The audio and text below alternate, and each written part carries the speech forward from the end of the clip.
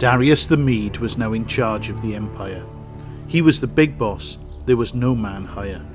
But ruling an empire filled with millions of folk is a difficult job, too big for one bloke. Darius appointed governors to help rule the land. They would give orders, keep the king in command. 3 high governors were chosen to keep all in order. Daniel was one. He helped rule from border to border. God was helping Daniel, and Darius took note. He needed a prime minister. Daniel had his vote. The rulers were jealous. These plans they must halt. They observed Daniel closely, but couldn't find one fault. Daniel's good. He keeps the law of God and the king. It's hard to find fault. It's hard to find anything. We can't find a discretion, no, not even a blot. Let's get our heads together to scheme and to plot. They told the king he was wonderful, made him big-headed, got him to make a law that God's people they dreaded. Praying had to be to the king, not to God or to men. The price of disobeying this law was the lion's den. Daniel had always prayed to God, looking out of his room.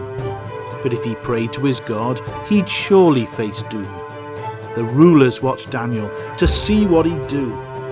Daniel prayed to his God as he knew God was true.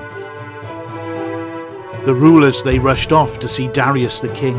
There's someone who's broken the law, a terrible thing. Someone prays to their God daily 3 times. The lion's den is his place because of his crimes. Darius knew he'd been tricked. The law, it can't change. Daniel must go to the lion's den and he must arrange. Darius spoke to Daniel, "Trust in God as you do. He'll save you somehow. He'll rescue you." Now poor Daniel's situation, oh, it did seem so grim. Those ferocious lions would tear him limb from limb. King Darius lay on his bed. He couldn't sleep a wink. No music, no food, no, not even a drink. At sunrise the king arose. He ran to the den. He called out to Daniel, "Did God save you from them?" Daniel called back. He was alive, saved from their claws. Daniel's God has sent his angel to close up their jaws. The poor lions, they went hungry, or so it seems. But remember those rulers and their evil schemes? King Darius was tricked. Oh, he hadn't forgotten. They became lions' food because they were sinful and rotten. God, who knows all things, he knows when we sin.